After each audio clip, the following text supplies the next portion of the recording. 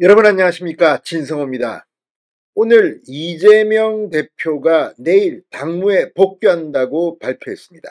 그만큼 지금 민주당 상황이 굉장히 힘듭니다. 오늘 이낙연 전 민주당 대표는 신당 창당 발기인대회를 열었습니다.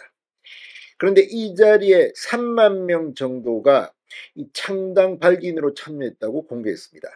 자, 지금 전현직 의원들이 민주당을 대거 탈당하고 있습니다. 자, 이낙연 신당은 과연 이 수도권과 호남에서 민주당을 깔아먹는 돌풍을 일으킬까요?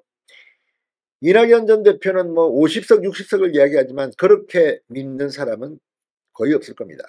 이준석 신당 역시 마찬가지입니다. 지금 이준석 신당은 국민의힘 한동훈 비대위원장을 계속 공격하면서 이 이준석 신당을 홍보하고 있습니다. 그런데 문제는 이낙연 신당보다는 이준석 신당이 빨리 준비했기 때문에 진도가 빠릅니다. 그런데 이준석 전 대표와 이낙연 전 대표, 그리고 뭐 조응천 의원, 금태섭 의원, 전 의원, 양양자 의원, 신당을 준비하는 세력들은 첫 만남에 만납니다. 그리고 마치 빅텐트를 칠 것처럼 이야기합니다. 그러나 누가 봐도 의문을 제기합니다. 만약 이준석이 이 보수 정당을 표방하면서 이준석 신당을 만들었을 때의 효과하고 이낙연 전 대표, 뭐 조응천, 금태섭, 양양자 다 손잡고 만들었을 때 이준석을 지지하던 사람조차도 이거 아닌데 내가 왜 이낙연, 왜 저 민주당에서 나온 사람들과 손을 잡은 이준석 정당을 지지해야 할까? 이런 생각을 할 수가 있습니다. 반대로 이낙연 전 대표 측에서도 이준석 전 대표의 생각들, 사실 이준석 전 대표는 보수에서 뭐 중도보다 좀 더 오른쪽에 가 있는 생각들도 많습니다. 국방이나 안보라든지 경제 이런 걸 보면 이준석 전 대표는 확실히 우파입니다. 그런데 단지 선거에서 이기기 위해서 손을 잡는다? 이게 말이 되겠습니까? 자, 오늘 이준석의 정치적 멘토라 불리는 김종인 전 비대위원장이 CBS 라디오에 나왔습니다. 그리고 완전히 고춧가루를 확 뿌렸습니다. 이낙연 신당과 이준석 신당의 합당 가능성에 대해서 그건 매우 어려울 거라고 본다고 단언했습니다. 자, 김종인 씨는 아무튼 산전수전 다 겪은 사실 정치권의 원로, 특히 정치 공학적인 면에서는 상당히 빠삭합니다. 김종인 전 비대위원장이 볼 때도 이준석, 이낙연 신당의 합당은 힘들어 보일 겁니다. 아마 잘 안 될 겁니다, 제가 봐도.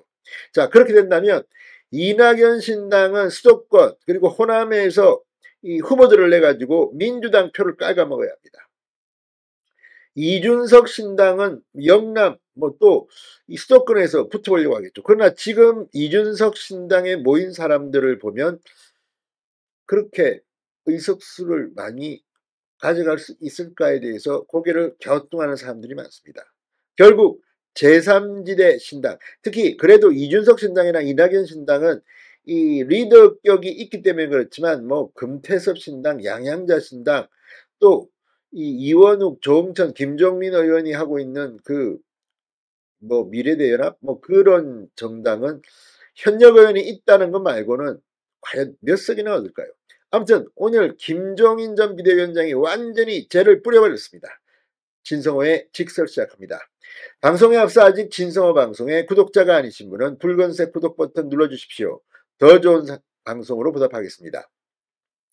자, 김종인 전 위원장이 CBS 라디오 김현정의 뉴스쇼에 나왔습니다. 내가 보기에는 이렇게 각기 지금 당들을 만든다고 다 나왔는데 가능한 사람들끼리 모이면 되는 거지 그걸 다 한꺼번에 묶기는 힘들 거라고 본다. 가장 큰 덩어리라고 하지만 예를 들어서 이낙연 대표가 지향하는 목표가 뭐냐? 또 이준석 전 대표가 지향하는 바가 또 뭐냐? 이것이 서로 합치가 돼야 할 텐데 그게 그렇게 쉽게 합치되기가 힘들 것이다.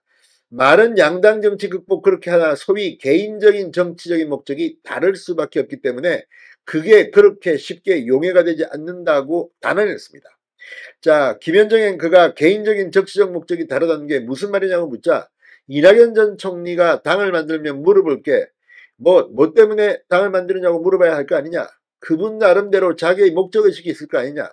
그 자기의 목적의식과 이준석 소위 지금 대표가 지향하는 거하고는 맞지 않는 것 같으면 합쳐질 수가 없는 것이다. 실제로 이준석이 말하는 정강정책과 이낙연이 앞으로 만들 정강정책은 다를 수밖에 없습니다. 보수와 진보가 따로 있습니까? 이런 식이면 왜 지금까지 양당 정치가 살아 움직였겠습니까? 지금 이재명 대표가 워낙 사법 리스크에 문제가 많고 도덕적, 민주적으로 문제가 많으니까 민주당을 뛰쳐나온 사람들인데 이낙연 전 대표가 그런 걸 가지고 해야지 이준석하고 손을 잡고 욕심을 더 부리겠다? 자, 진행자가 다시 이해관계 결국은 비례 자리에 대한 어떤 잡음이 있을 수 있다는 거냐고 묻자 당연한 것이라고 말했습니다. 실제 이거 겉으로는 뭐 명분상 뭐 이렇게 양당 정치 폐해를 극복하고 뭐 다자 정치 이야기하지만 결국은 공천 놓고 지분 다툼 이거 간단치 않습니다. 그러니까 당장은 못 모이고 이 설까지 뭐 한다고 했다가 뭐 설까지는 못 한다고 하는데 각자 도생을 했다가 그 지분을 가지고 합격한 선도 있습니다.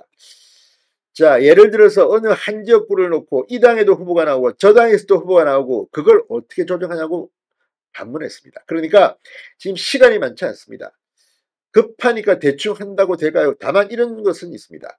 그래도 이 양 신당이 효과를 보는 것은 수도권에서 민주당 표를 상당히 깔아먹을 겁니다. 이것밖에 없습니다. 또 민주당에서 이낙연 신당이 선전한다면 민주당 의석을 깔아먹을 수는 있습니다. 그 물론 사람이 잘 들어야 됩니다.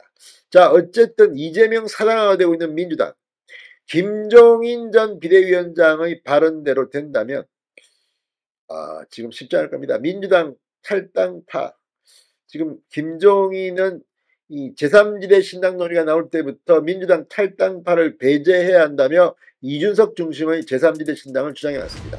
아무튼 이번 총선은 상당히 경험하지 못한 새로운 전쟁이 벌어질 가능성이 높습니다. 진성호의 직설이었습니다. 여러분 감사합니다.